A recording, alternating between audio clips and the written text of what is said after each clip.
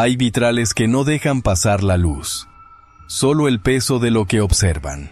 Y en la abadía de Saint-Séraphin, en medio de los campos húmedos de la Champagne, el polvo no se posa, se arrastra, como si algo debajo del suelo respirara.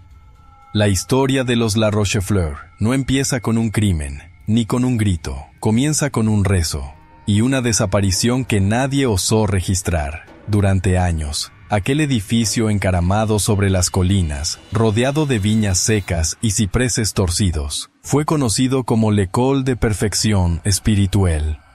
Su fachada neogótica imitaba una santidad que nunca habitó sus pasillos. Allí, entre cantos gregorianos y flagelos rituales, se formaban los futuros guardianes de la fe, jóvenes seminaristas de sangre noble, destinados a servir a Dios. Al menos, eso se creía. Pero entre 1768 y 1792, 23 de ellos ingresaron, y solo 6 regresaron con vida. Los archivos eclesiásticos mencionan reformas, retiros voluntarios, crisis de vocación, pero en las cartas rescatadas del escritorio lacrado de Monseñor Artus La Rochefleur, superior del lugar, hay anotaciones en tinta carmesí, trazos temblorosos, palabras latinas que no figuran en ningún misal aprobado por Roma. Sub rosa crucis, lux clausum, obsequium carnis, detrás del altar mayor. Una trampilla disimulada por un retablo barroco daba paso a una escalera en espiral, donde la piedra estaba desgastada, no por el paso, sino por las rodillas. Allí, en esa penumbra consagrada al silencio, se oía rezar a voces que no tenían boca, se olía cera que nunca se había derretido, se sentía la culpa de quienes no estaban muertos, pero ya no sabían su nombre.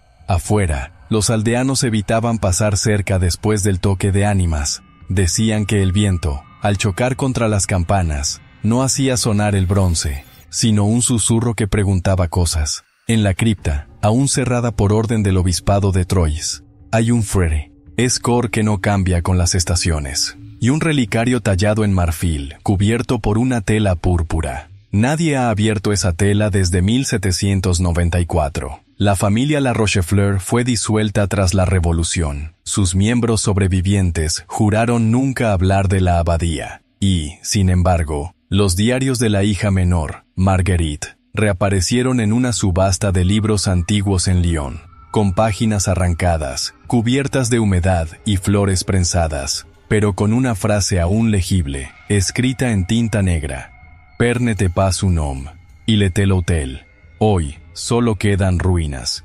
Pero las piedras aún tienen memoria. Y las memorias tienen hambre. Suscríbete y dime, ¿alguna vez sentiste que un lugar te miraba antes de que tú lo vieras a él? El priorato tenía una biblioteca que no figuraba en los planos. Ni los seminaristas recién llegados sabían de su existencia, ni los criados se atrevían a limpiarla. Estaba oculta tras un muro de estuco agrietado, marcado con 7 cruces diminutas talladas a cuchillo. Para llegar a ella, había que atravesar el refectorio en silencio absoluto y empujar una hilera de bancos apolillados hasta oír un crujido hueco, como si se quebrara una columna vertebral. Allí dentro, el aire no envejecía, las velas no ardían. Solo exhalaban una cera que olía a incienso corrompido y a brebaje de confesionario. Los estantes, tallados con símbolos que imitaban lenguas monásticas pero que no pertenecían a ningún idioma conocido, guardaban libros sin título, encuadernaciones de cuero humano, cantos en hebreo invertido, márgenes llenos de anotaciones con nombres tachados, y en el centro, sobre un atril de hierro forjado, un solo volumen envuelto en lino negro, sin letras, sin autor, sin año. Los novicios no tenían permiso para tocarlo, solo el superior lo abría, y no con las manos, lo giraba con un punzón de marfil que, según se susurraba, había sido tallado con el diente de un mártir olvidado. El libro no tenía páginas numeradas, pero cuando se abría, cada lector encontraba algo distinto. Uno de los sirvientes, llamado Eloy, hijo de una familia de molineros, juró haber visto allí un mapa de la abadía, pero con pasillos que no existían en la realidad.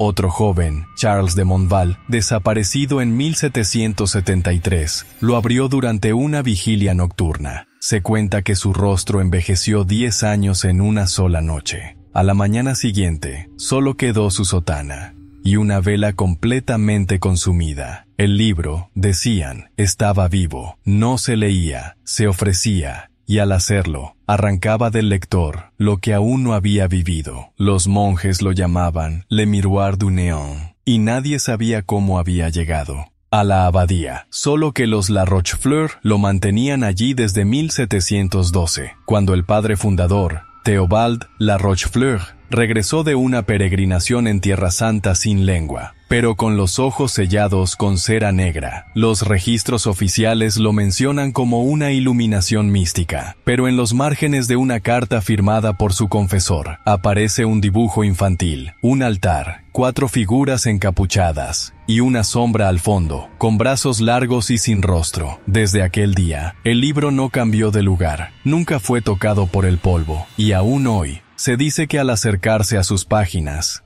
el aire se enfría, aunque no haya viento. La pila bautismal de la abadía era de mármol negro, tallada a mano por artesanos de la región. Estaba consagrada a San Barachiel, aunque ninguna imagen lo mostrara. En vez de ángeles o escenas bíblicas, la piedra mostraba espirales y rostros sin boca. Lo extraño no era su forma, era el hecho de que ningún bautismo había sido celebrado allí desde 1755, y sin embargo, siempre estaba llena. El agua no se evaporaba, no tenía reflejo, y a veces, según testigos que nunca firmaron su nombre, burbujeaba sin causa. Un seminarista llamado Antoine fue visto inclinado sobre la pila durante horas. Sus labios murmuraban oraciones incompletas, y al intentar apartarlo, otro joven, Etienne, tocó su hombro y vio su propia mano disolverse en vapor durante un segundo. Luego regresó, pero con la piel arrugada, como si hubiera envejecido una década. La pila estaba en el corazón de la capilla interna, no en el ábside, sino en la base del coro, lo que significaba que estaba ubicada exactamente sobre una cavidad natural, un pozo seco que, según antiguos documentos, había sido clausurado siglos antes de la construcción de la abadía. Una inspección del subsuelo, realizada en secreto por el abad Joseph Tournier en 1781, reveló una serie de túneles colapsados, oscuros y con paredes marcadas por garfios de hierro. No había restos humanos, pero el suelo estaba manchado, no con moho ni con humedad, sino con sangre mineralizada. Sangre sin origen visible. Al volver a cerrar la cavidad, el abad anotó una sola frase en su diario: «Esto no es cimiento, es ofrenda». Después de aquel suceso, varios monjes informaron sentir presencia durante las misas. No ruidos, sino la certeza de ser observados desde abajo. Las vigas crujían de forma irregular, como si algo se deslizara por el techo, pero al mirar hacia arriba, solo se encontraba una cúpula con frescos ya desvanecidos, donde la figura de Cristo aparecía con los ojos cerrados. La pila, años más tarde, comenzó a resumar un líquido denso, oscuro. No era aceite ni agua, era una sustancia sin nombre, que dejaba marcas en la piedra, como si quemara desde dentro. Fue entonces cuando se decidió sellarla. La cubrieron con un paño blanco bordado en latín, y lo ataron con una cuerda de cáñamo bendita. Pero las manchas nunca dejaron de crecer, y cada Pascua, el paño aparecía roto. En la actualidad, la pila sigue allí, intacta, pero inservible. Los guías del monasterio la muestran como una reliquia decorativa. Nadie menciona el día de 1790, cuando un grupo de niños en excursión dijo haber oído voces dentro de ella. Voces que repetían un solo nombre: Marguerite. Al norte de la abadía, más allá de los viñedos envenenados por la helada perpetua, se extendía un jardín cerrado por muros de piedra gris, cubiertos de líquenes antiguos, un espacio que no aparecía en los planos ni en los grabados de época, y al que solo se accedía cruzando un portón herrumbroso coronado por una inscripción en latín que el tiempo, o quizás algo más deliberado, había desgastado hasta hacer ilegible. Aquel jardín, al que los monjes se referían con temor reverente como el claustro inmóvil, no era un huerto, ni un sitio de contemplación, sino un lugar donde las sombras se prolongaban incluso al mediodía, y donde las flores, si es que podían llamarse así, no emitían fragancia alguna, sino un tenue olor a tierra sellada y velas apagadas, como si el lugar fuera una cámara funeraria disimulada bajo la apariencia de un vergel. Los registros de los seminaristas más antiguos mencionaban que este jardín solo podía visitarse durante durante el equinoccio de otoño, bajo penitencia, y que al cruzar sus límites, el tiempo se comprimía en una niebla espesa que borraba los pensamientos lineales, haciendo que incluso los rezos se repitieran en bucles sin final, como letanías nacidas del temblor más que de la fe. En el centro del jardín había una fuente sin agua, construida en mármol rosado y rodeada por estatuas sin rostro, figuras de vírgenes con las manos atadas, de santos con la boca sellada, y de un niño coronado por espinas, cuya mirada parecía seguir a quien osara detenerse demasiado cerca del brocal, el cual estaba cubierto por inscripciones en hebreo antiguo y símbolos astrológicos claramente prohibidos por la doctrina católica del siglo XVIII. Los La Rochefleur, en su genealogía familiar, nunca mencionaron este jardín, pero una carta enviada por un tío abuelo de Marguerite, firmada en 1741 desde un hospicio mental en Reims, decía haber visto la procesión sin luz que descendía al brocal durante las noches de luna ciega. Y hablaba de cánticos pronunciados en voz baja, donde se invocaba no a santos ni mártires, sino a los que no tuvieron bautismo ni tumba. Algunos afirmaban que en este jardín no crecía nada, pero otros decían haber visto florecer allí un lirio blanco de tallo negro, justo antes de la desaparición de cada seminarista, como si el lugar supiera antes que todos cuál alma sería la próxima en ser reclamada por la tierra consagrada. Hoy en día, la vegetación que lo cubre parece inmune al invierno y al tiempo, y quienes se acercan a su perímetro, incluso sin saber lo que allí ocurrió, coinciden en una sensación común, una quietud que no calma, sino que oprime, como si el propio aire aguardara en silencio a que uno diera un paso de más. En el ala este del priorato, flanqueando el confesionario mayor donde los secretos se exhalaban como incienso podrido, se alzaba una gran cruz de roble negro, incrustada en una hornacina de piedra blanca como una herida abierta en el muro. Una cruz que nadie talló ni instaló, pues los registros del monasterio no mencionan su origen, y sin embargo, todos los documentos la ubican allí desde la fundación misma del recinto, en 1732. Aquella cruz, más alta que un hombre, no mostraba figura alguna de Cristo, ni símbolo reconocible, no tenía INRI, ni clavos, ni aureolas. Solo la madera lacerada por cortes pequeños, como si uñas diminutas hubiesen arañado su superficie durante siglos, y en ciertos días del calendario litúrgico, especialmente en la semana de la Pasión, exudaba un líquido oscuro, espeso, que no olía a savia ni a humedad, sino a sangre vieja, coagulada dentro de un cuerpo que jamás se enfría. Se intentó estudiar el fenómeno en 1783, cuando un médico de la diócesis de Troyes fue invitado discretamente para observar la secreción, pero tras tocar la cruz con un pañuelo blanco, el hombre perdió la voz durante 3 días, y en su cuaderno de notas, antes de ser internado en aislamiento voluntario, escribió una sola frase repetida hasta la locura: no era sangre, no era savia, era recuerdo. Los seminaristas temían mirar la cruz directamente durante las vigilias, y muchos aseguraban que, en las noches más húmedas, la madera parecía hincharse, como si contuviera un corazón que aún latía dentro, palpitando con un ritmo que no seguía el compás de la tierra, ni el de Dios. Una carta escrita por el joven Clement Fabre, fechada en 1789, menciona que al rezar ante la cruz, sintió que su conciencia se desdoblaba, y que podía oír oraciones en latín pronunciadas por una voz que no era suya, una voz que lloraba mientras recitaba el Dies Irae.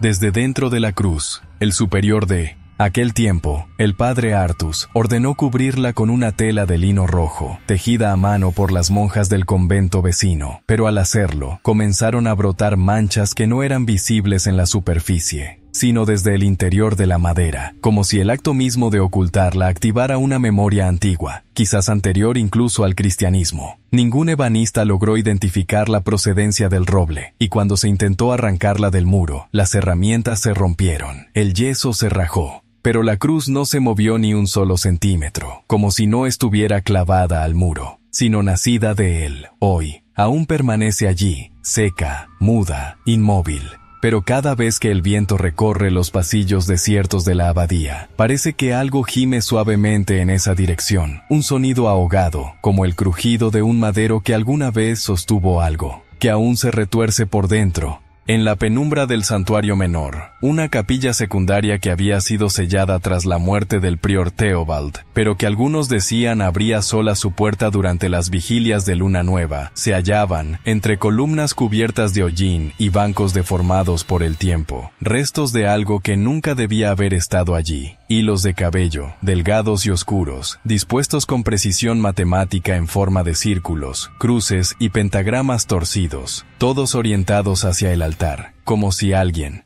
o algo, hubiera querido invocar una presencia que no respondía a la liturgia humana. Los hilos no eran visibles a simple vista, pues parecían confundirse con el polvo del suelo, pero bajo la luz temblorosa de las velas consagradas, adquirían un brillo opaco, casi animal, como si tuvieran aún raíz o memoria, y los pocos seminaristas que osaron retirarlos, lo hicieron solo una vez, pues uno perdió el habla durante una semana. Otro fue hallado llorando frente al confesionario sin recordar su nombre, y un tercero desapareció por completo, dejando solo su rosario partido y una página de salmos con las palabras invertidas. Lo más perturbador era que aquel cabello, al ser analizado siglos después por un restaurador que investigaba la estructura del santuario, no correspondía a un solo individuo, sino a muchos, y lo más escalofriante aún, eran cabellos infantiles, de niños varones entre 7 y 9 años, ninguno de los cuales figuraba jamás en los archivos de ingreso al monasterio, como si la abadía hubiese guardado, en su vientre de piedra, a almas no inscritas, no nacidas o no bautizadas, cuya única huella fuera ese rastro capilar diseminado con una intención que no era humana. El altar del santuario menor, al contrario de los altares comunes que se elevan hacia lo divino, descendía.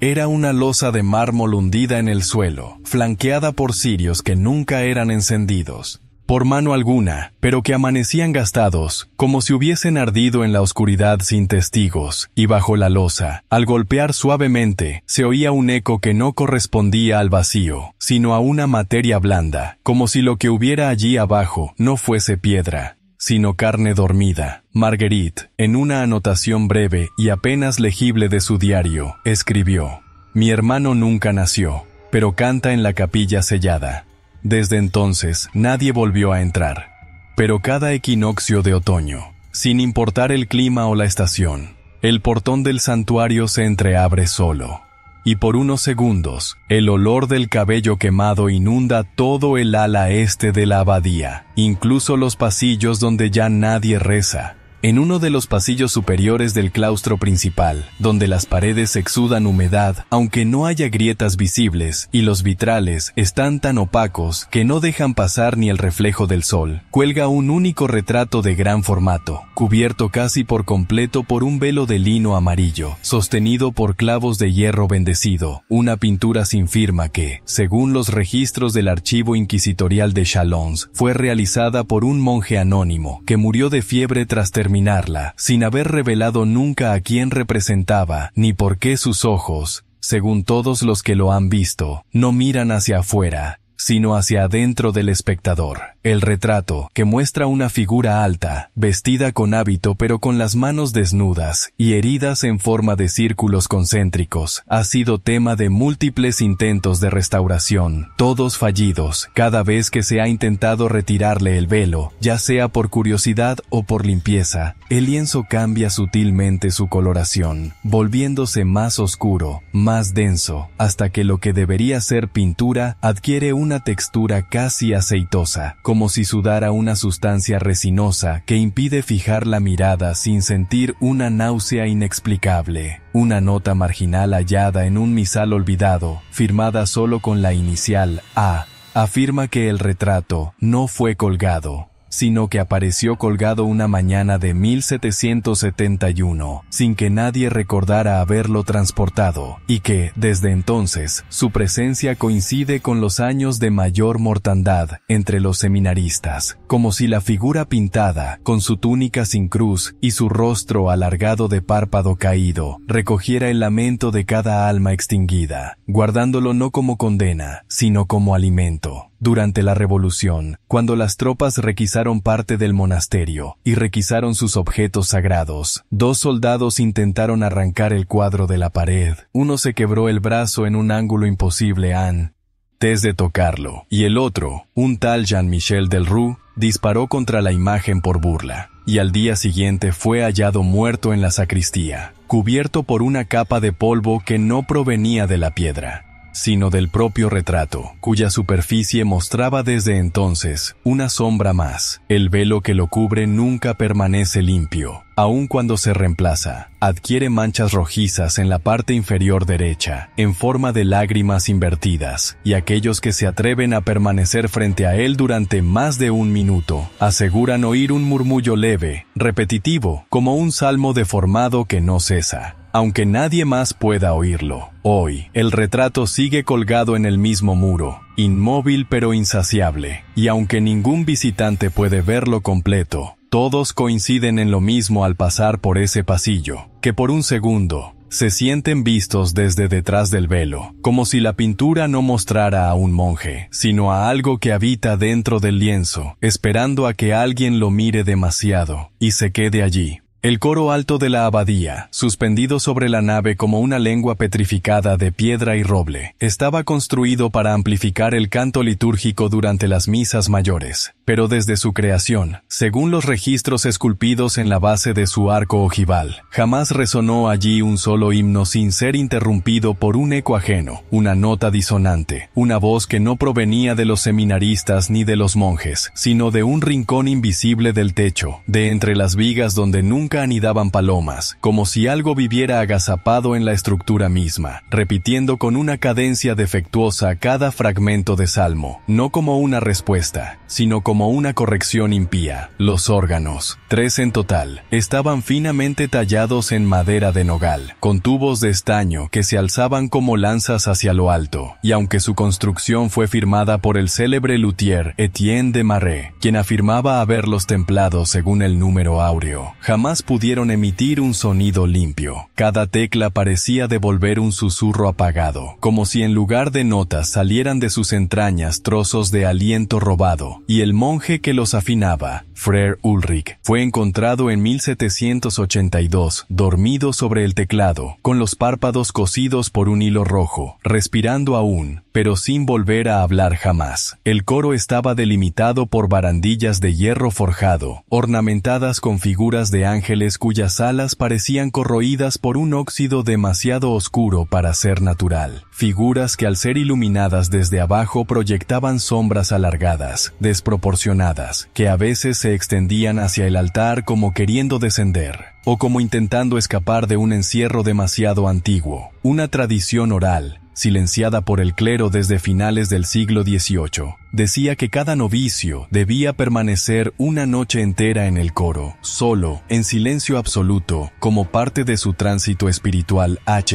hacia la obediencia, pero casi todos los que atravesaban ese rito salían de allí con la mirada hueca, como si hubiesen visto o escuchado una versión del mundo que no podía ser narrada en lenguaje humano, y 2 de ellos, según documentos ocultos en el archivo del obispado, se arrojaron desde el balcón una semana después, con el rostro deformado por una sonrisa imposible. La madera del piso, pulida por siglos de pasos que no dejaban huella, presentaba una sola tabla oscura que nunca podía ser retirada ni cambiada, y debajo de ella, según una carta manuscrita por el prior Artus, yacía la lengua del coro primigenio, una reliquia que no era hueso ni metal, sino un pedazo de carne petrificada, que aún palpitaba en ciertas noches de tormenta. Hoy, quienes visitan la abadía, notan que al caminar bajo el coro, el eco de sus pasos se repite, antes de que caminen. La celda número 17 del ala oeste, ubicada al final de un pasillo en el que ninguna lámpara permanece encendida más de unos minutos, y donde el viento no sopla, pero las puertas tiemblan como si alguien respirara detrás de cada muro, fue sellada con cera negra por el propio obispo de Troyes, en 1791, tras un episodio que ningún cronista quiso describir con detalle, salvo una breve anotación en un margen de acta. El tiempo se replegó, y dentro, algo rezaba desde fuera. Esa celda, más pequeña que las demás, con una única ventana enrejada desde el interior y una cruz de hierro clavada al revés en el dintel, no era asignada a ningún novicio desde 1776, año en que un seminarista llamado Julien Marceau fue hallado arrodillado, desnudo, cubierto de cera y pétalos secos, murmurando con los ojos cerrados una oración que mezclaba fragmentos del Padre Nuestro, con palabras en un idioma que no correspondía a ninguna lengua viva, y cuya traducción, intentada por expertos siglos después, arrojaba una frase repetida sin cesar: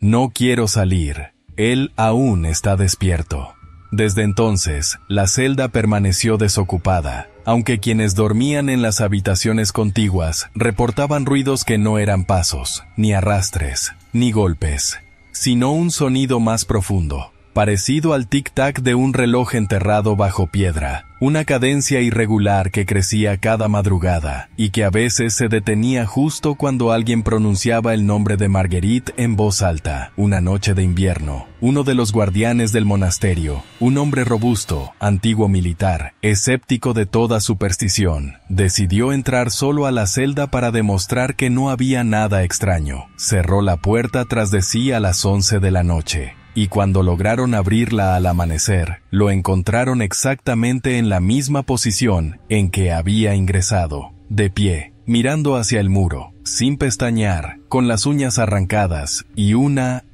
expresión de serenidad brutal, como si en ese breve lapso hubiese comprendido algo que lo rompía, pero lo aliviaba. En los muros, apenas perceptibles bajo la cal blanca, hay marcas que parecen letras, pero que al ser copiadas cambian de forma, como si no quisieran ser registradas fuera del espacio que las contiene, y el suelo de la celda, de piedra pulida, tiene una grieta central que no atraviesa todo el cuarto, sino que forma un círculo perfecto, al centro del cual nadie ha osado colocar objeto alguno, pues cada cosa depositada allí desaparece. Hoy, la celda número 17 permanece cerrada, pero no vacía. Algo en su interior emite un calor leve durante las madrugadas, como si en lugar de piedra hubiera carne latente, y los más sensibles aseguran que al pasar frente a su puerta, sus relojes se detienen por un segundo exacto, como si el tiempo recordara que ese espacio ya no le pertenece. En el tabernáculo lateral, dentro de una pequeña capilla consagrada a San Dismas, pero que ningún evangelio reconocía oficialmente, se conservaba una hostia consagrada que no era parte del rito diario, ni de la reserva eucarística reglamentaria, sino un fragmento circular de pan que, según los registros olvidados en el Códice de Consagraciones, había sido depositado allí por el prior Théobald La Rochefleur en 1769, tras una misa celebrada sin fieles, sin acólitos y sin palabras, como si aquello no hubiera sido un acto de fe,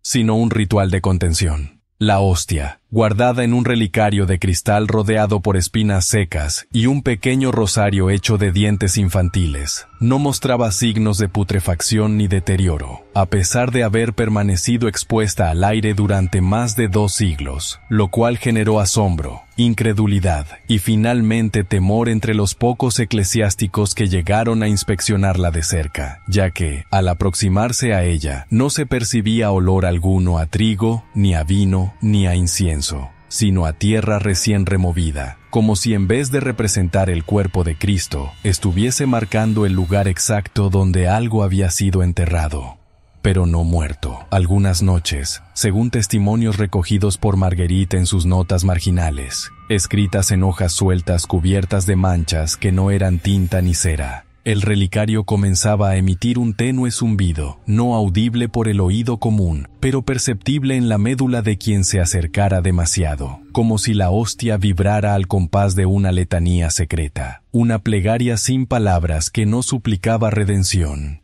sino permanencia. Uno de los novicios, en 1784, rompió el cristal accidentalmente, mientras limpiaba el altar con agua bendita. Al hacerlo, la hostia no cayó ni voló ni se quebró. Simplemente flotó unos segundos antes de asentarse sobre el mármol, sin dejar sombra, y desde aquel día, todos los objetos litúrgicos colocados cerca, cálices, estolas, misales, comenzaron a deteriorarse prematuramente, como si la presencia de aquel fragmento de pan maldito absorbiera el tiempo de su entorno. El prior Artus ordenó entonces que se colocara un velo negro sobre el relicario y se clausurara la capilla con 3 llaves, una para él, otra para el abad de Chalons, y una tercera cuya existencia nunca fue confirmada, aunque en el reverso de un crucifijo hallado en la celda número 3 apareció grabada una frase inquietante: clavis non aperit, clavis retinet.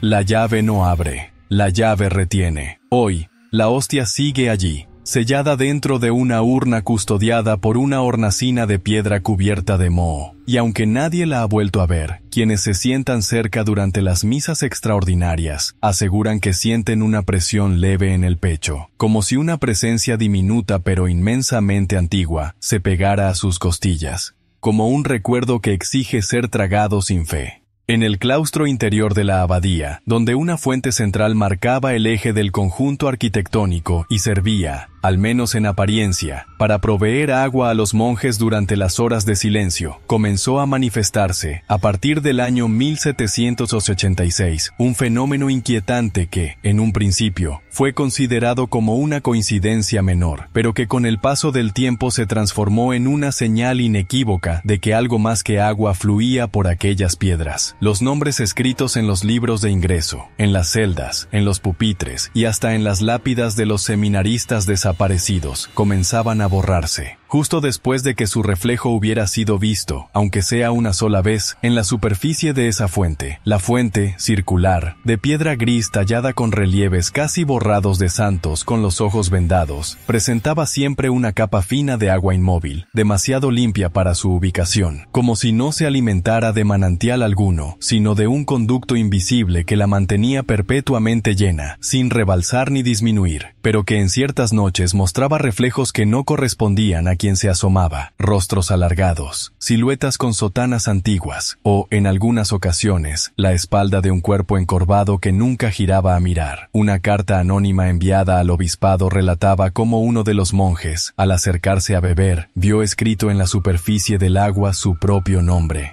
seguido por una fecha futura, aún no vivida, y desde aquel día comenzó a desvanecerse lentamente de los registros de la abadía. Su celda fue asignada a otro sin notificación, su correspondencia regresó con la leyenda, destinatario desconocido, y finalmente, su rostro desapareció de un retrato grupal que aún cuelga en el refectorio, dejando solo un espacio en blanco entre los demás. Lo más desconcertante era que aquellos nombres no desaparecían solo de los archivos escritos, sino también de la memoria de quienes los conocieron. Varios novicios aseguraban haber compartido rezos, tareas, incluso penitencias con alguien cuyo nombre ya no recordaban, aunque sí sentían un vacío físico al mirar el banco que había quedado vacío junto al suyo, como si una ausencia insatisfecha continuara ocupando espacio en la realidad. Marguerite, en una anotación hallada dentro de una botella de cristal enterrada bajo la fuente, y descubierta décadas más tarde por restauradores, escribió: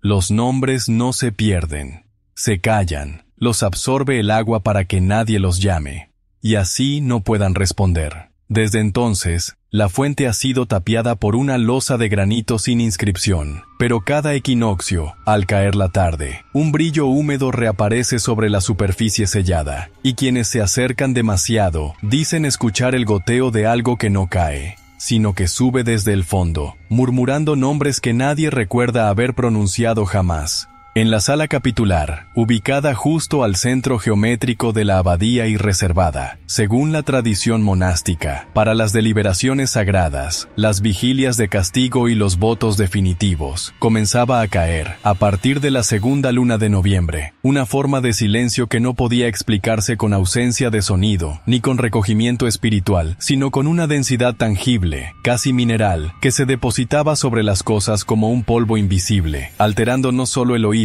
sino también la percepción del tiempo, como si cada pensamiento emitido en voz interior fuera absorbido por las paredes cubiertas de frescos apagados y devuelto al alma como un eco contaminado. El silencio de esa sala no era igual al que reinaba en los demás espacios de la abadía, donde el recogimiento litúrgico y la introspección eran parte de la rutina diaria. sino que operaba como una entidad viva, con sus propios ciclos y voluntad, pues quienes pasaban demasiado tiempo sentados en sus bancos semicirculares, fabricados en madera de nogal negro con tallas de ángeles invertidos y demonios con manos cruzadas sobre la boca, comenzaban a experimentar una presión en los párpados, una leve migraña que no provenía del esfuerzo ni del ayuno, sino de la acumulación de pensamientos no pronunciados que, en esa sala, tomaban forma y comenzaban a recorrer el techo en forma de sombras que no podían seguirse con la vista, solo con el pulso. El prior Artus, en una carta jamás enviada y encontrada oculta dentro de la cavidad de un reclinatorio, describía ese silencio como una red de hebras negras que no se ven, pero que tiran del alma desde lo alto, y advertía que, si uno rezaba en voz baja dentro de la sala durante más de 9 minutos, el rezo regresaba con palabras cambiadas, como si la oración hubiese sido escuchada, manipulada, y devuelta no para consolar, sino para acusar. Marguerite, en una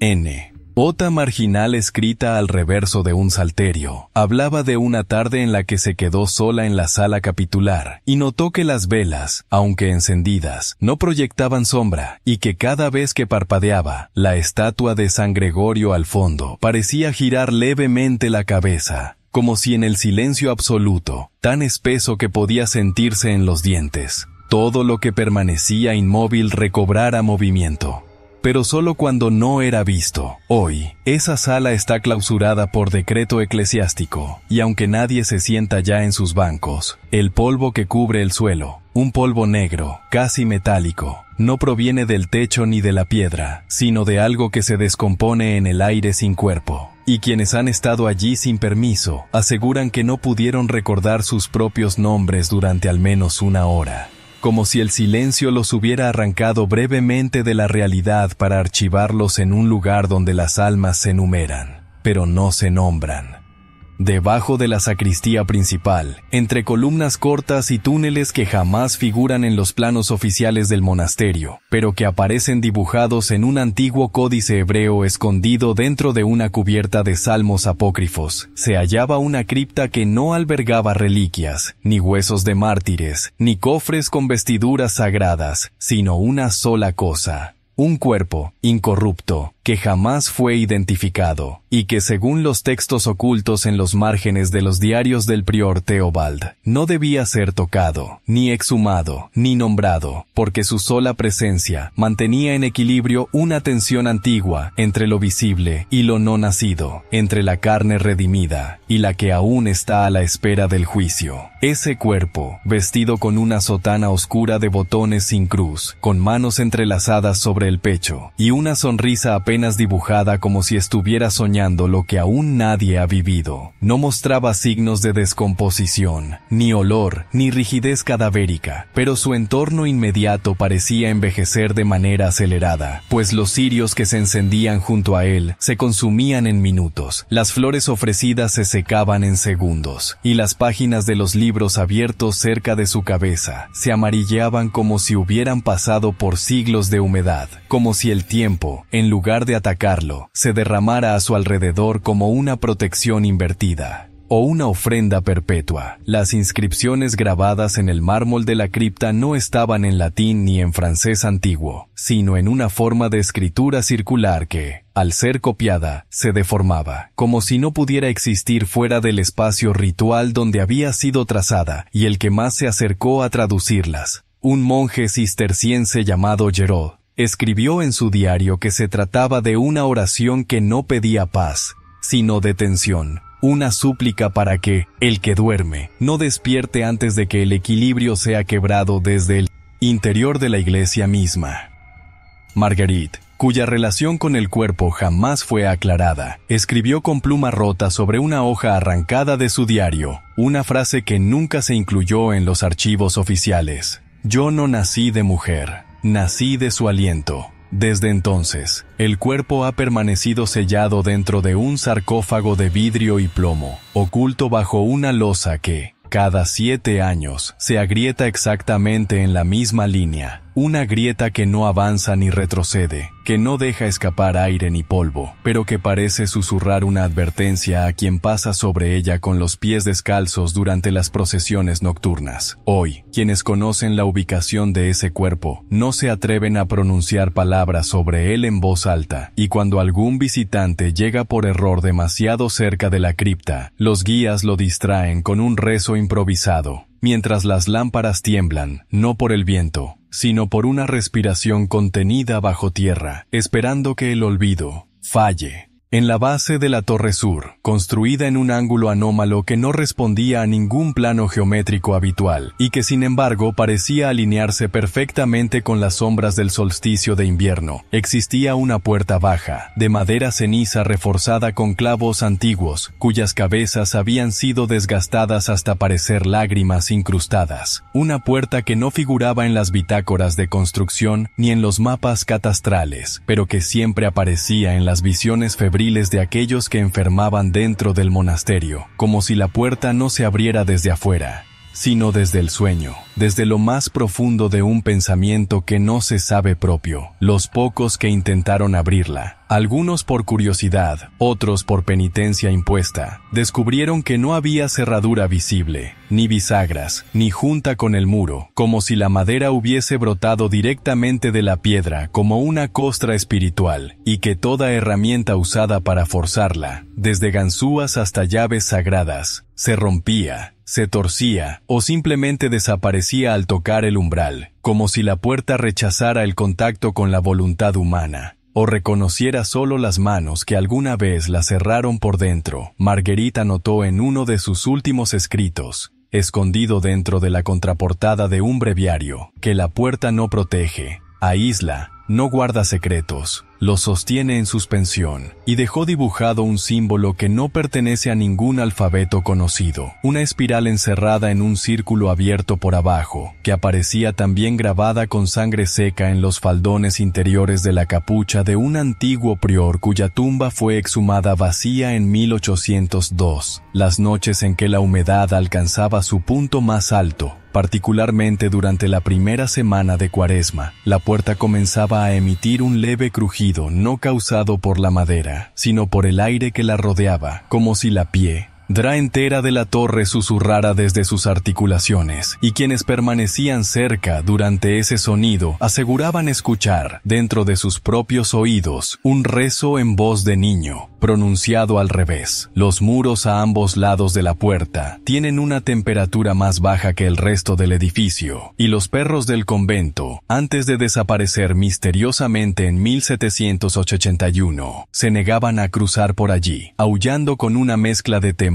y sumisión que hacía temblar incluso a los monjes más escépticos, pues se decía que cada aullido se interrumpía en seco, justo cuando algo rascaba desde el otro lado. Hoy, la puerta permanece sellada, envuelta por una capa de sal litúrgica y exorcismos inscritos en latín ya ilegible, pero algunos aseguran que, en ciertos días sin viento, los papeles antiguos guardados en la biblioteca tiemblan levemente, como si una corriente imperceptible, procedente de lo sellado, aún respirara, con hambre, en la pequeña capilla consagrada a Santa Eulalia del Silencio. Una santa que jamás fue canonizada y cuya existencia solo se menciona en un códice parcialmente quemado encontrado en los sótanos del obispado de Meaux, ardía perpetuamente una vela de cuerpo grueso, colocada en un candelabro de hierro con forma de columna vertebral invertida, una vela que jamás se consumía, a pesar de haber estado encendida, según todas las crónicas internas, desde el Viernes Santo de 1773, cuando la abadía entera fue sumida en un luto inexplicable tras la desaparición simultánea de 3 novicios cuyas camas quedaron intactas, pero cuyos rosarios fueron hallados fundidos dentro de una sola gota de cera aún tibia. La llama de aquella vela no era amarilla ni azul, sino de un blanco casi opaco, más parecido al resplandor de un hueso frotado contra piedra que al fuego convencional, y su fulgor no emitía calor, sino una vibración imperceptible que alteraba el pulso de quienes se aproximaban, como si la vela estuviera viva, no como objeto, sino como testigo inmóvil de algo que aún no ha concluido su ofrenda. Marguerite la menciona solo una vez, con una frase que no vuelve a repetir en ninguno de sus textos: no hay sombra donde la vela mira.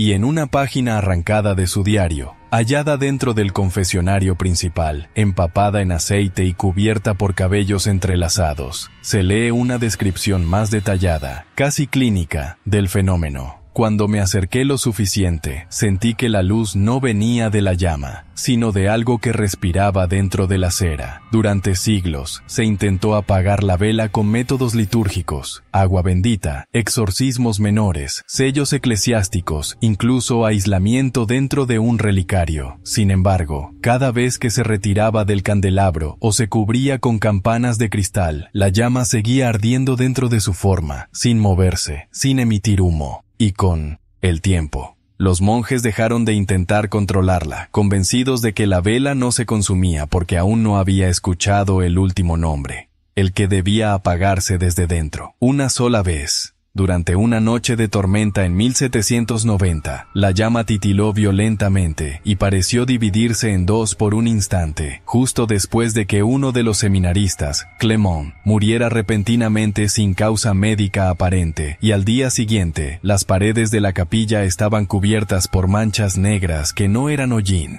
sino palabras. Nombres propios escritos en caligrafía de niño, repetidos una y otra vez en las zonas donde la luz de la vela no alcanzaba. Hoy, la vela sigue encendida, idéntica a sí misma, sin haber disminuido un solo milímetro, y quienes se sientan frente a ella durante más de 13 minutos aseguran que su propia sombra comienza a desvanecerse del suelo, no por falta de luz, sino porque la vela parece aprender el contorno de quien la observa, y lo memoriza. En la antesala de la biblioteca sagrada, sobre una repisa agrietada por la humedad de los siglos y cubierta por una tela de lino bordada con motivos vegetales que no crecían en Francia, reposaba un reloj de péndulo suspendido dentro de una urna de cristal endurecido, no conectado a engranaje alguno y sin mecanismo visible, un objeto que ningún orfebre pudo desmontar ni reproducir, y que, sin embargo, marcaba cada hora con una precisión insoportable. No por su exactitud cronológica, sino porque su sonido no coincidía con el paso del tiempo humano, sino con acontecimientos internos, con sobresaltos invisibles del alma, como si cada campanada resonara no en los oídos, sino en los pensamientos que uno aún no había tenido. Este reloj, tallado en madera de olmo ennegrecido y decorado con pequeñas figuras sin rostro dispuestas en círculo alrededor de la esfera, fue instalado, según las crónicas, el mismo día en que la familia La Rochefleur entregó al monasterio a su único hijo varón, Antoine, para su formación espiritual, aunque en ninguno de los documentos aparece que el niño hubiese sobrevivido su primer mes de instrucción, y aún así, cada vez que el reloj marca la medianoche, se escucha, además de la campanada, un paso pequeño, solitario, que recorre la sala contigua sin que puerta alguna se abra. El péndulo, de plata desgastada, no oscilaba con regularidad, sino de forma errática, más parecido a un suspiro lento que a un impulso mecánico, y las manecillas, que jamás coincidían con la hora exterior del mundo, apuntaban siempre a momentos que nadie podía prever, pero todos recordaban al ocurrir, como si el reloj supiera de antemano cuándo alguien iba a morir, cuándo una celda iba a vaciarse, o cuándo una página iba a arrancarse sola de un misal. Marguerite dejó escrito que el reloj no marcaba el tiempo, sino el peso de los rezos no escuchados, y que quien pasara demasiado tiempo frente a él comenzaría a notar que sus pensamientos se ralentizaban, que los recuerdos de su infancia se alteraban, y que los segundos entre parpadeos parecían contener visiones ajenas, rostros que no se habían visto jamás,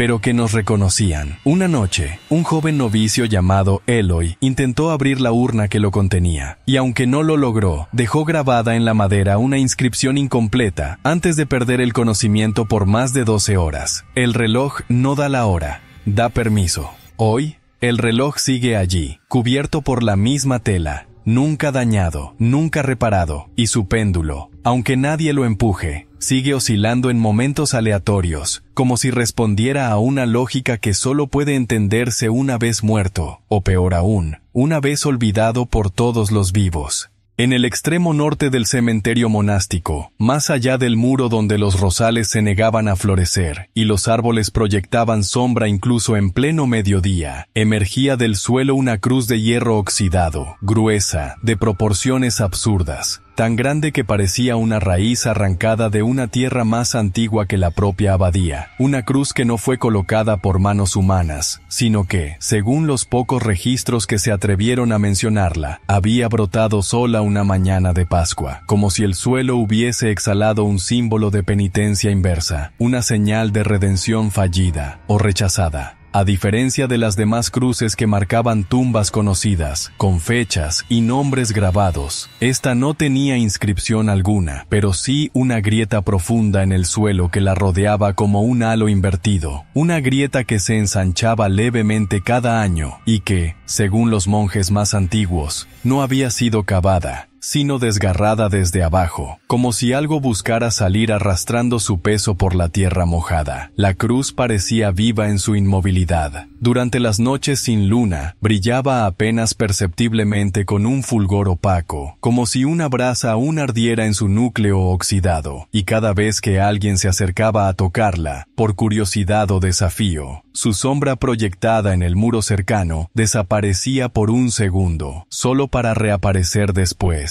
Más larga, Marguerite la menciona de forma críptica en un fragmento aislado de oración, escrita en latín corrupto: Crux descendit, quia ascensio, fuit negada. La cruz desciende, porque el ascenso fue negado. Y alrededor de esa frase, el papel presentaba signos de humedad, aunque jamás había estado expuesto al agua. Los pocos que intentaron excavar en su base, con la esperanza de encontrar restos, reliquias o explicación, fueron víctimas de accidentes inexplicables. Uno perdió la vista por causas neurológicas. Otro desarrolló a fiebre delirante que lo hizo repetir, sin cesar, nombres que no aparecían en ningún archivo. Y un tercero desapareció sin dejar huella, salvo una pala clavada verticalmente en la tierra, junto a la cruz, como si hubiese sido absorbido por la raíz de un símbolo que no busca recordar, sino retener. Hoy, la cruz sigue allí, creciendo apenas perceptible hacia abajo, tragando la tierra centímetro a centímetro, y quienes rezan cerca de ella aseguran sentir que sus palabras no ascienden, sino que se hunden, como si cada plegaria fuera escuchada por algo que vive bajo la superficie, algo que no otorga absolución ni castigo, solo silencio.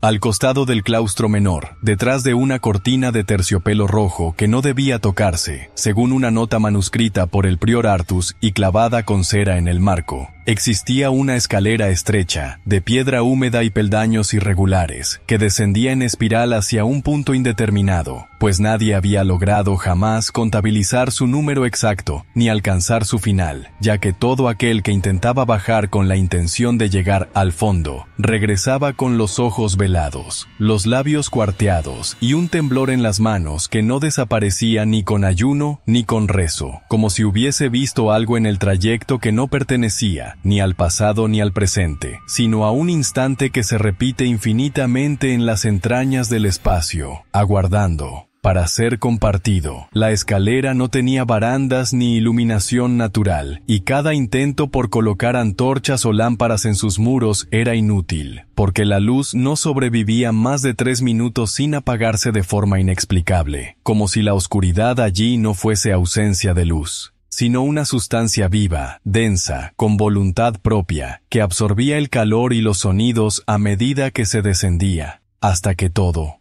pasos, respiración, incluso pensamiento, comenzaba a desdibujarse en un olvido progresivo que no era muerte, sino un tipo más antiguo de borrado, Marguerite, en una hoja suelta que apareció dentro del misal del abad, aunque nadie recordaba haberla puesto allí. Escribió que al bajar 7 escalones exactos, uno podía oír detrás de sí el eco de un segundo par de pasos, siempre acompasados, siempre idénticos, pero que si uno se atrevía a detenerse y girar la cabeza, no vería a nadie, sino que sentiría un aliento húmedo sobre la nuca, no como amenaza, sino como recordatorio de que no se está descendiendo. Solo, una vez, en 1791, un monje anciano llamado Florent, ex cartujo y casi ciego, decidió bajar la escalera Oran. Do el Salmo 88 sin interrupción. Nunca volvió, pero a la semana siguiente, los peldaños más altos comenzaron a sangrar desde sus grietas, una sangre densa, sin olor, que no se secaba y que, al ser tocada, provocaba visiones de un jardín que no existía en este mundo, lleno de niños sin ojos. Hoy,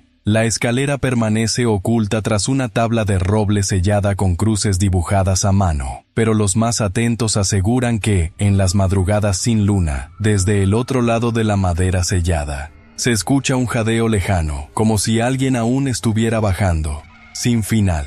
En medio del huerto medicinal, donde antiguamente crecían plantas destinadas a calmar el cuerpo y purificar el espíritu, melisa, salvia, ajenjo y verbena, había una piedra redonda, de color gris verdoso, que sobresalía apenas del suelo pero que nadie se atrevía a mover ni rodear más de una vez, pues quienes la tocaban directamente sentían bajo la palma un pulso leve pero constante, como si la piedra, llamada en los textos antiguos la cuna de Marguerite, tuviera dentro de sí no un corazón, sino una memoria orgánica, una respiración lenta que no podía explicarse desde la geología ni desde la superstición, sino desde un plano anterior a toda teología conocida. La piedra no pertenecía a la arquitectura del lugar ni a las formaciones naturales del terreno, y, sin embargo, parecía haber estado allí desde antes de la construcción del monasterio, pues incluso los planos más primitivos la señalaban con una X roja rodeada de líneas en espiral, como si los propios arquitectos hubieran sabido que aquel fragmento del mundo debía permanecer visible, aunque su propósito jamás fuera nombrado en voz alta. Durante la noche, cuando la temperatura descendía abruptamente y el canto de los búhos se interrumpía sin motivo, podía verse una condensación de humedad formándose sobre su superficie, no por el clima, sino por el calor leve que emanaba desde el centro de la piedra, una especie de vapor que se elevaba en forma de hilos apenas visibles, que ascendían verticalmente como oraciones silenciosas que nadie se atrevía a decir, pero que la tierra parecía exhalar.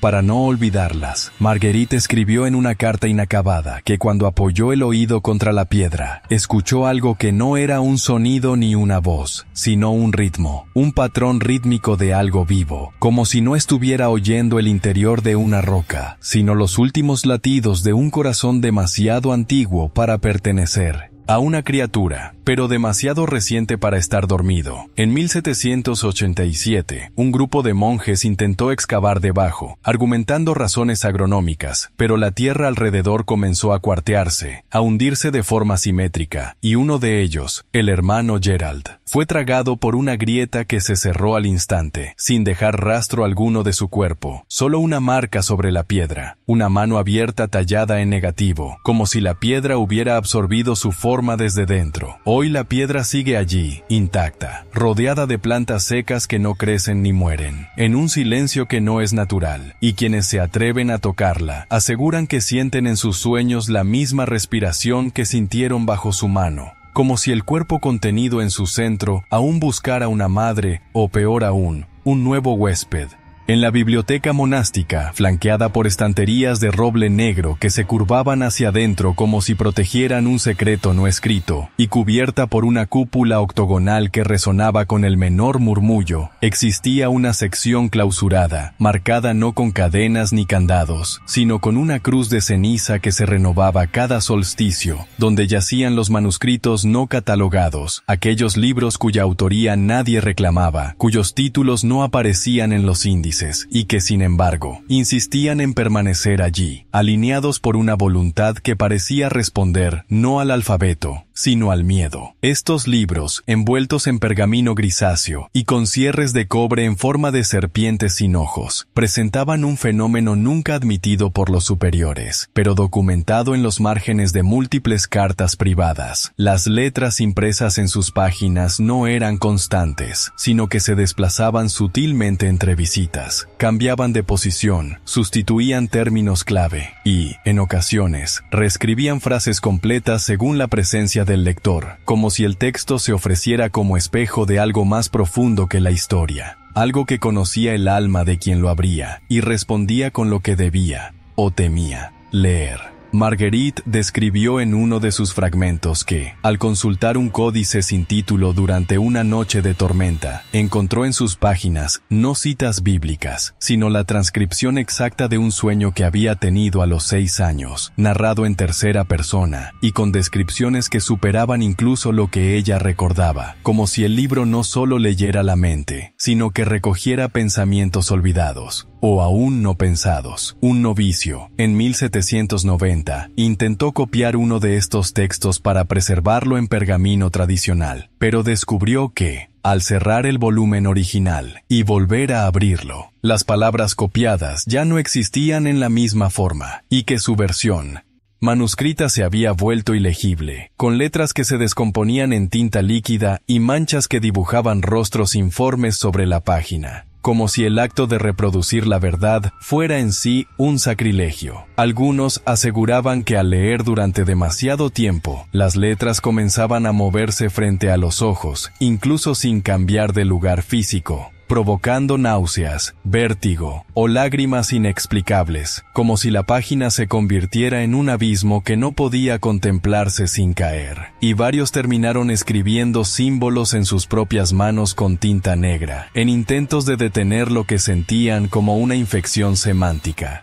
una posesión desde el lenguaje. Hoy, esos libros siguen allí, cubiertos por paños de lino empapados en aceite bendito, pero los más antiguos saben que su contenido ya no puede ser contenido, pues cada vez que un rayo cae sobre la biblioteca, una nueva palabra aparece al azar, escrita en latín imperfecto sobre el lomo de uno de los volúmenes sellados, como si el conocimiento maldito no se transmitiera por voluntad, sino por designio. Una noche del año 1792, durante el equinoccio de otoño, mientras los candelabros parpadeaban con una insistencia irregular y el coro se preparaba para el oficio de completas, ocurrió un fenómeno del que no se guarda constancia oficial en ningún archivo, pero que quedó grabado en al menos 6 manuscritos paralelos, escritos con caligrafías temblorosas, firmados con símbolos en lugar de nombres, como si sus autores hubiesen temido no solo firmar, sino recordar quiénes eran, pues fue en esa noche exacta cuando todos los habitantes de la abadía, monjes, novicios, incluso animales, olvidaron su propio nombre, no de manera poética o simbólica, sino de forma abrupta, irreversible, como si un soplo hubiese borrado de su interior la raíz misma de su identidad. Los testimonios coinciden en que todo comenzó con una interrupción imperceptible del sonido. El eco del coro se detuvo de forma anormal, como si hubiese sido absorbido por una garganta sin fondo, y en el instante siguiente, nadie pudo continuar la oración, no por falta de fe, sino porque al intentar pronunciar su propio nombre durante el rezo, como era costumbre en ciertas letanías penitenciales, encontraron no vacío, sino otra palabra, desconocida, pegada a la lengua como una larva vieja que impide hablar. La confusión fue inmediata y ritual. Algunos comenzaron a buscar desesperadamente en sus celdas objetos con sus iniciales, mientras otros entraban en la capilla menor y suplicaban frente al altar sin saber a quién se dirigían, porque sin nombre propio, todo rezo pierde su orientación. Y sin orientación, el alma se vuelve un barco abandonado en un mar de símbolos rotos. Marguerite escribió que, en esa noche, nadie lloró, porque incluso el llanto requiere saber de quién es la pena, y que por más que se miraban los unos a los otros, nadie reconocía ni rostro ni voz, como si una niebla interior hubiese caído sobre todos,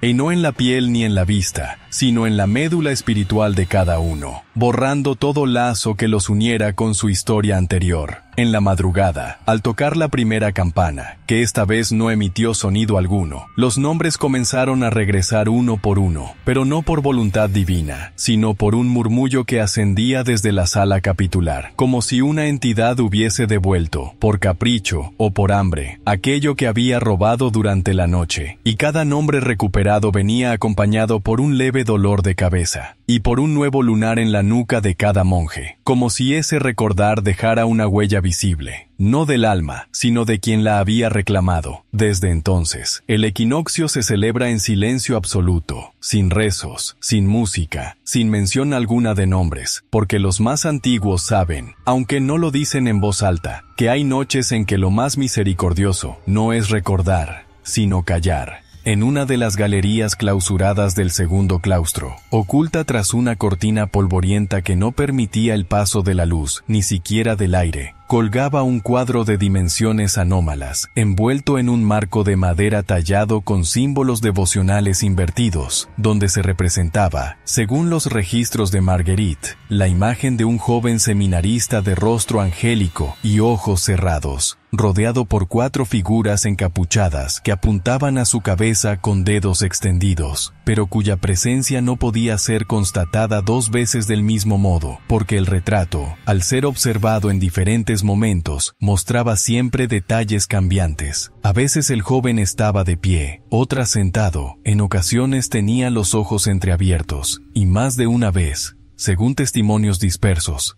aparecía sin boca, como si el lienzo se resistiera a la fijación de su propio relato, y se editara a sí mismo según la pureza o la culpa del espectador. Aquellos que lo miraban durante más de 1 minuto comenzaban a notar un cambio imperceptible no en el cuadro, sino en la sala misma. Las piedras de la pared parecían desplazarse milimétricamente. Los vitrales, aunque cerrados, temblaban como si alguien caminara en la galería contigua, y una sensación de humedad descendía desde el techo, no como gotera, sino como si el aire se deshiciera en lágrimas sin dueño, mientras la pintura, inmutable en su lugar, parecía absorber el miedo, como si cada mirada alimentara su capacidad de transformarse, o de recordar lo que el ojo humano intenta olvidar. Uno de los monjes más antiguos, el hermano Thibaut, escribió en el margen de un salterio que tras mirar el cuadro durante 3 noches seguidas, comenzó a perder la capacidad de verse reflejado en los espejos, como si el retrato hubiese robado su imagen para insertarla en una dimensión estática donde el alma ya no puede reconocerse. Y al final de su nota, dejó un mensaje incompleto: él ya no está en el cuadro, ahora está en mí. Marguerite advirtió en uno de sus manuscritos que el cuadro no fue pintado con pigmentos comunes, sino con una mezcla de cera, sangre seca y ceniza de cabellos no identificados, recogidos durante la ceremonia que selló el pacto de silencio en torno al primer seminarista desaparecido, Antoine La Rochefleur, y que quien intentara cubrir la imagen con un paño bendito descubriría, a la mañana siguiente, que el retrato se había trasladado a otra pared,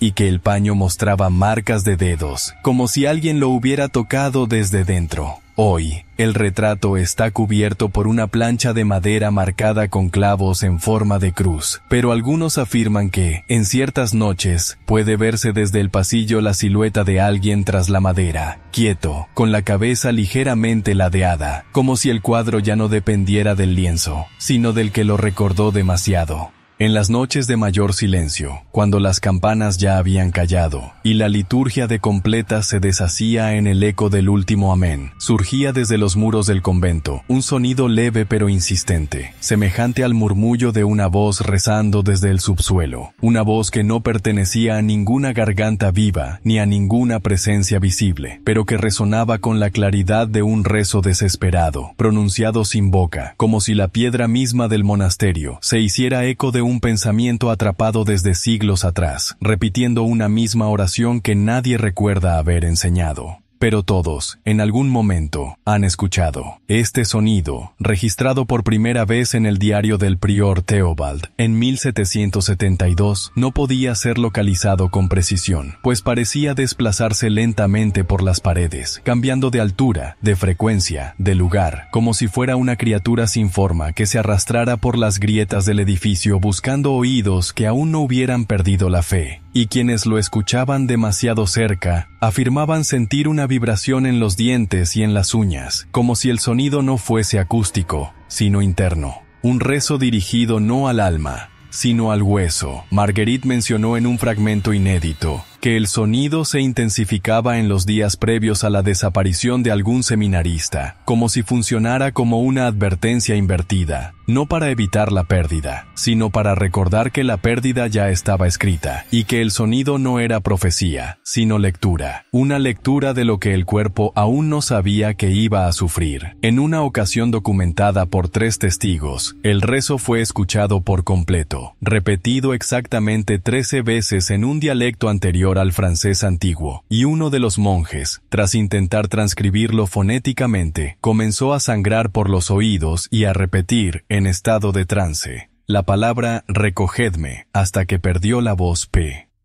permanentemente, y fue confinado a una celda sin acceso a ningún texto religioso, por temor a que el sonido encontrara en él un canal permanente. Los muros donde el rezo se escucha con más claridad presentan una leve curvatura hacia adentro, como si se hubiesen abombado por la presión de algo contenido, y la humedad que se forma allí no huele a moho, sino a aceite litúrgico mezclado con ceniza humana, como si cada palabra dicha desde ese interior invisible viniera acompañada de un pequeño sacrificio que nadie recuerda haber ofrecido, pero que fue aceptado. Hoy, los muros siguen hablando en la oscuridad, y aunque nadie responde, todos saben que el sonido no busca respuesta, ni consuelo, ni confrontación. Solo oídos dispuestos a no contar lo que han escuchado. En la capilla interna, justo bajo la bóveda donde los frescos de los santos estaban tan desvanecidos que ya no se distinguía si bendecían o maldecían, existía un relicario sellado por 5 capas de cera negra, dentro del cual se conservaba, desde tiempos no definidos, una única hostia consagrada que no formaba parte del ciclo litúrgico habitual, sino que era mencionada en ciertos registros, como el cuerpo que no puede ascender, una forma redonda, nívea en apariencia, pero de textura anómala, cuya principal anomalía no residía en su composición, sino en el hecho de que, al ser colocada en la lengua de un creyente, no se disolvía como es debido, sino que permanecía inmutable, pegada al paladar como si hubiese enraizado en la boca, prolongando una sensación de inmovilidad que no era física, sino espiritual. Esta hostia fue utilizada en 3 ocasiones específicas, documentadas solo en fragmentos de correspondencias privadas entre priores, y siempre en contextos de posesión sospechada o de silencio obstinado en los novicios. En cada caso, al contacto con la lengua del penitente, la hostia no solo no se desintegraba, sino que adquiría una temperatura tibia, casi humana, y el receptor comenzaba a respirar más lento, con los ojos en blanco, pronunciando palabras que no había aprendido nunca, en lengua sin raíz, hasta que finalmente expulsaba la hostia sin morderla, intacta,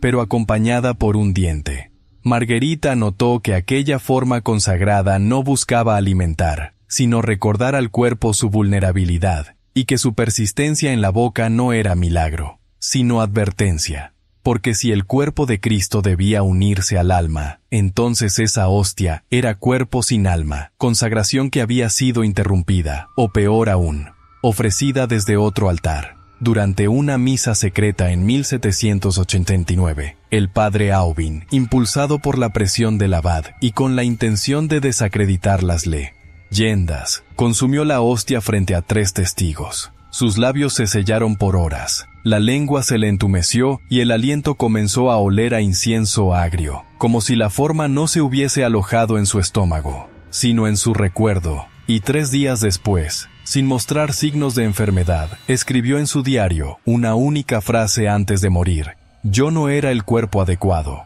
Desde entonces, nadie ha vuelto a tocar la hostia, que permanece encerrada en su relicario, ahora rodeada por una cruz tallada en madera de fresno invertido, y cubierta por un velo de lino cosido con hilos de cabello. Pero algunos monjes afirman que, durante ciertas vigilias, el relicario emite un olor leve a pan caliente, acompañado por un lamento breve, apenas audible, como si algo dentro de la hostia recordara aún la forma, pero no el perdón. En el ala oriental del monasterio, más allá del claustro donde los pasos no hacen eco y las lámparas parecen apagarse antes de que alguien piense en encenderlas, existía una celda que había sido numerada, renumerada y finalmente despojada de número alguno, porque su existencia escapaba a toda lógica espacial. Una celda que cambiaba de tamaño según el habitante que la ocupaba, no por un fenómeno óptico ni arquitectónico, sino porque la habitación parecía leer las las culpas de quien entraba, y se contraía o expandía para igualarlas, como si la piedra respirara el alma, y la juzgara sin hablar. Los testimonios más antiguos relatan que un monje en penitencia, encerrado durante 40 días por haber profanado un salmo con una interpretación herética, emergió de aquella celda con los brazos torcidos, como si hubiese vivido dentro de un cubículo apenas más grande que su cráneo, mientras otro, que había sido encerrado voluntariamente para ayunar y purgar una duda personal,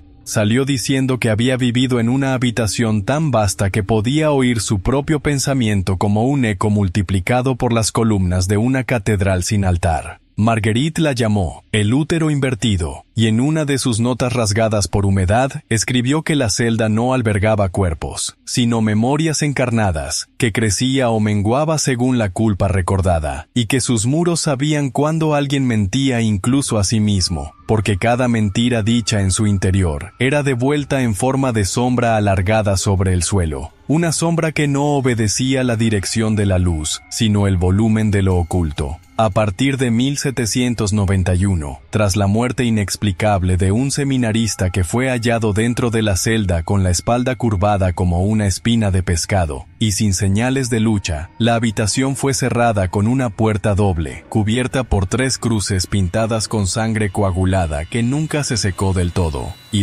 Desde entonces, solo se permite su apertura en vísperas de Pascua, cuando, según tradición oral, el edificio necesita recordar lo que aún contiene. Los pocos que se atreven a acercarse en esas noches afirman que la puerta respira, que se arquea hacia afuera con un ritmo lento, constante, como si adentro alguien durmiera sin cuerpo pero con conciencia, y que si uno coloca la palma contra la madera, siente el latido de su propio miedo. Hoy, la celda permanece cerrada, sin nombre ni número, invisible en los planos, pero presente en el recorrido de todos, porque quienes la han soñado, aunque nunca la hayan visto, aseguran que en su interior no hay paredes, ni techo, ni suelo, solo el tamaño exacto de aquello que no se ha confesado. Dentro del sacristía menor, en una hornacina apenas visible al fondo del pasillo que comunica con el lavatorio de los difuntos, se conservaban 5 incensarios antiguos, de hierro ennegrecido y cadenas deformadas, objetos que nadie se atrevía a usar durante las ceremonias comunes y que, sin embargo, eran sacados en procesión solo durante los días de mayor penumbra litúrgica, no para perfumar el aire, sino para retenerlo, porque el humo que de ellos emergía no ascendía en espiral como el incienso piadoso, sino que caía lentamente al suelo, se expandía como una marea oscura entre los pies de los presentes, y comenzaba a imitar, al cabo de unos minutos, el sonido de las últimas palabras pronunciadas en la sala, repitiéndolas sin voz, sin eco, como una resonancia pegajosa que permanecía en el ambiente mucho después de que todos hubieran callado. Los textos que mencionan estos incensarios, escritos en un latín corrompido y escondidos dentro del libro de oficios del priorato, afirman que fueron bendecidos al revés, no con agua, sino con cenizas tomadas del altar tras una misa de absolución jamás pronunciada, y que, una vez encendidos, no se limitaban a aromatizar el espacio, sino que capturaban en su humo las palabras no dichas, los pensamientos susurrados entre dientes, y las plegarias abortadas por miedo, para luego reproducirlas sin orden durante las noches siguientes, como si el aire mismo se hubiese vuelto confesor sin perdón. Marguerite escribió que el incienso utilizado en esos ritos no era mezcla de resinas sagradas, sino fragmentos de papiros quemados, donde estaban anotados los nombres de aquellos seminaristas que jamás fueron enterrados, mezclados con pétalos secos de flores nunca cultivadas en suelo francés, y un polvo blanco que nadie pudo identificar, pero que al arder dejaba un olor persistente,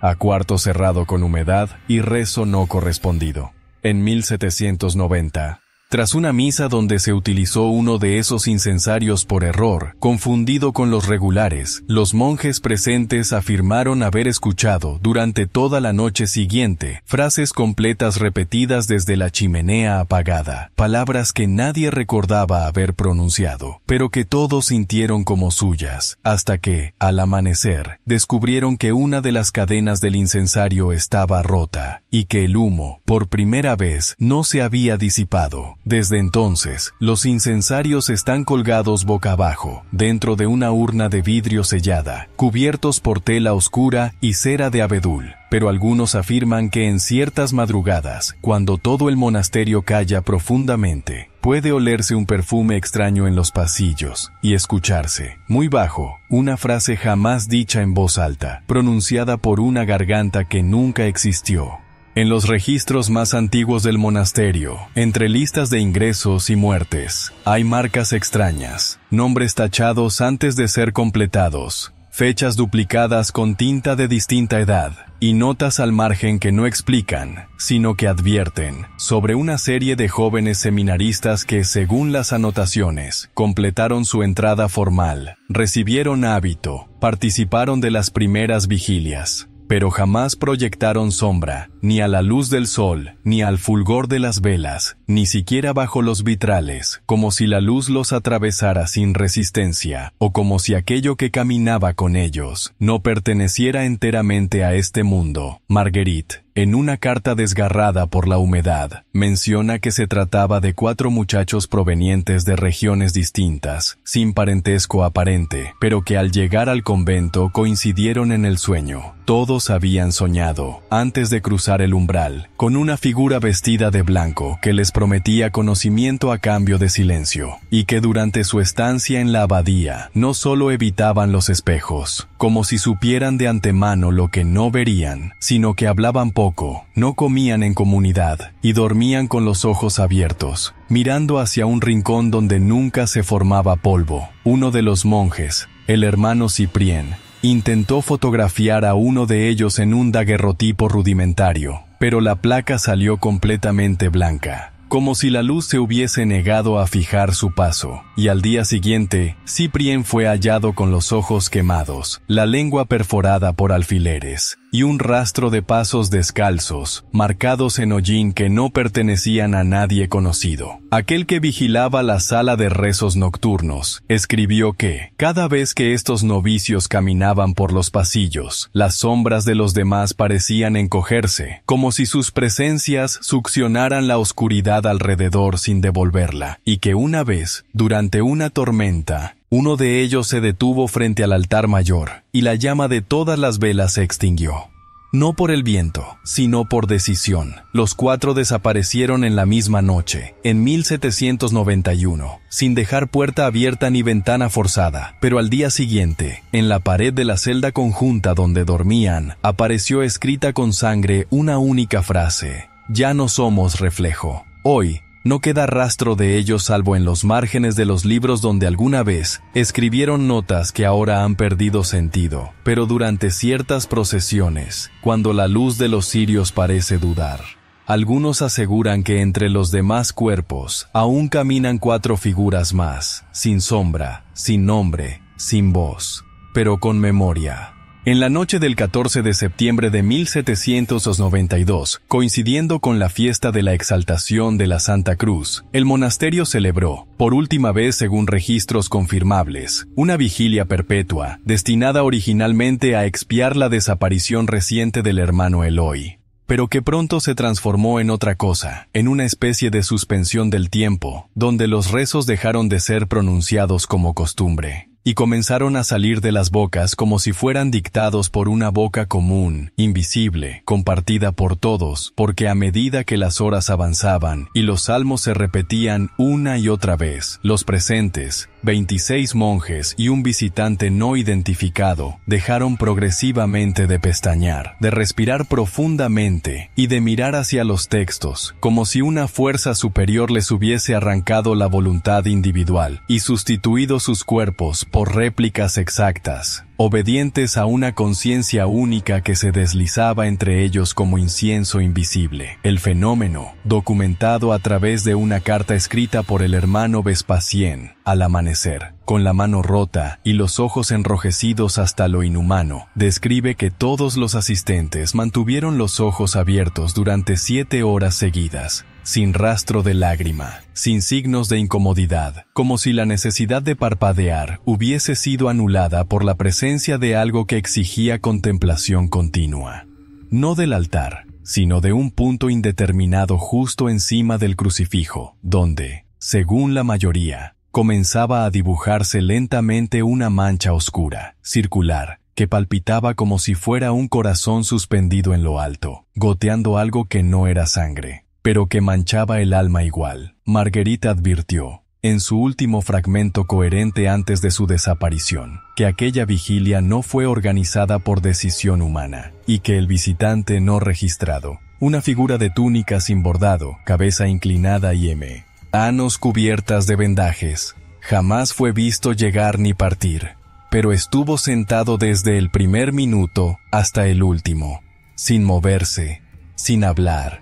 sin ser notado realmente, hasta que, al amanecer, todos los presentes comenzaron a llorar con violencia, como si la represa de su conciencia se hubiera roto, y uno por uno cayeron al suelo sin fuerza en las piernas, algunos sin recordar quiénes eran, otros murmurando nombres que no pertenecían a ninguna lista del convento. Tras esa noche, la capilla fue cerrada con tablones bendecidos por un obispo mudo, el último en aceptar entrar sin preguntar, y las bancas utilizadas durante la vigilia fueron quemadas en el jardín de los lirios muertos, porque al tocarlas se sentía aún el calor, no del cuerpo, sino del ojo. Hoy nadie reza frente a ese crucifijo, y quienes lo han observado afirman que hay una mancha que no estaba antes, justo encima de la cabeza de Cristo, que se agranda milimétricamente cada año, como si lo que fue invocado esa noche aún estuviera allí, esperando otra mirada que no se atreva a cerrarse.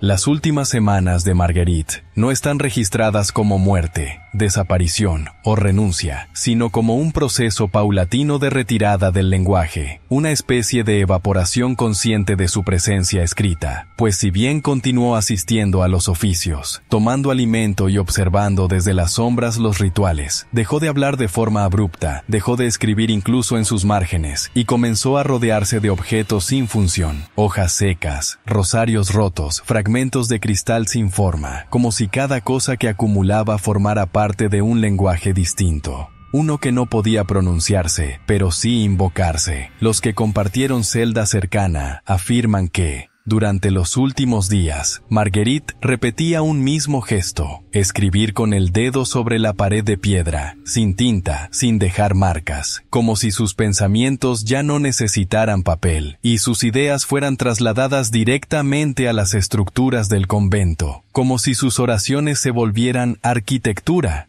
o peor aún, como si su cuerpo estuviera entrenándose para residir en otro material que no fuera carne. El último día, durante la vigilia menor del mediodía, no se presentó a la liturgia. Sin embargo, todos los presentes sintieron su olor característico, una mezcla de cera derretida, pan quemado y mirra, en el aire durante exactamente 13 segundos, justo antes de que una de las paredes del claustro oeste comenzara a mancharse lentamente con humedad en forma de palabras ilegibles, como si el muro transpirara lo que Marguerite no pudo o no quiso decir con voz humana. Un monje joven, encargado de limpiar aquella sección, intentó raspar las marcas pero descubrió, horrorizado, que las manchas no estaban en la superficie, sino dentro de la piedra misma, como si cada letra hubiera sido absorbida siglos atrás, esperando que Marguerite las activara desde algún lugar donde la materia ya no es necesaria.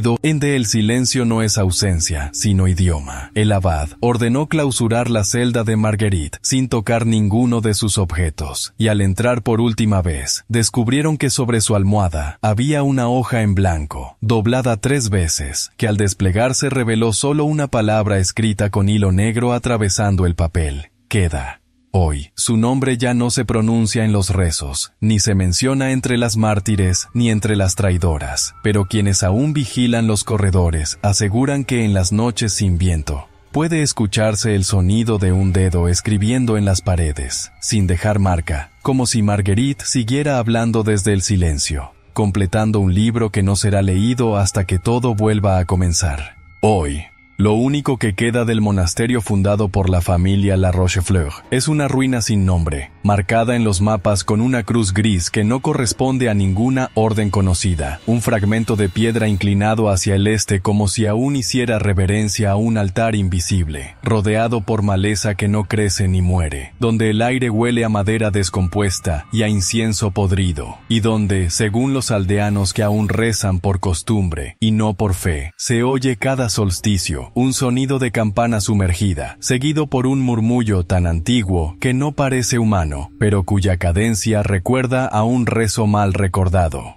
y nunca perdonado. Las últimas actas de la diócesis mencionan que el terreno fue exorcizado 3 veces sin éxito, y que cada intento de colocar una cruz terminó en fractura o incendio, como si el suelo mismo rechazara ser sellado, porque lo que allí ocurrió no fue una simple desviación del dogma, ni una serie de desapariciones trágicas, sino una reconfiguración completa del significado de lo sagrado, una inversión de lo consagrado, un eco que se niega a dejar de repetirse, arrastrando con él a quien lo escuche demasiado cerca, y que, con el tiempo, ha comenzado a impregnar no solo la tierra donde fue enterrado lo que no debía vivir, sino también los vitrales de iglesias vecinas, los sueños de sacerdotes jóvenes que nunca han oído hablar de la familia La Rochefleur, y las paredes internas de ciertas casas, donde se encienden velas, sin saber por qué. Dicen, aunque nadie lo documenta, que durante ciertas lluvias, la capilla derrumbada filtra un líquido oscuro desde el suelo hacia arriba, gotas que no caen sino que ascienden lentamente por los muros rotos, como si la sangre olvidada de quienes nunca fueron encontrados aún intentara regresar al coro, trepar por las piedras hasta alcanzar el coro, y repetir la última vigilia, la no dicha, la que aún flota en él.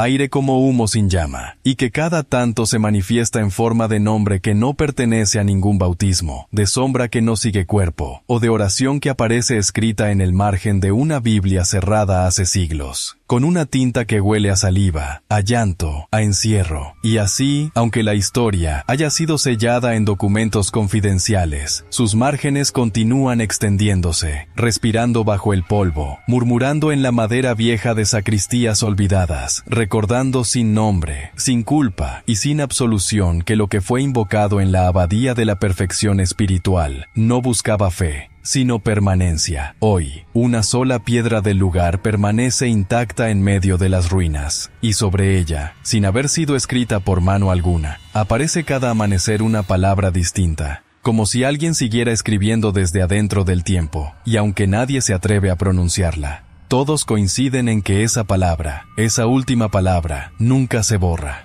y siempre está escrita en sangre que sube.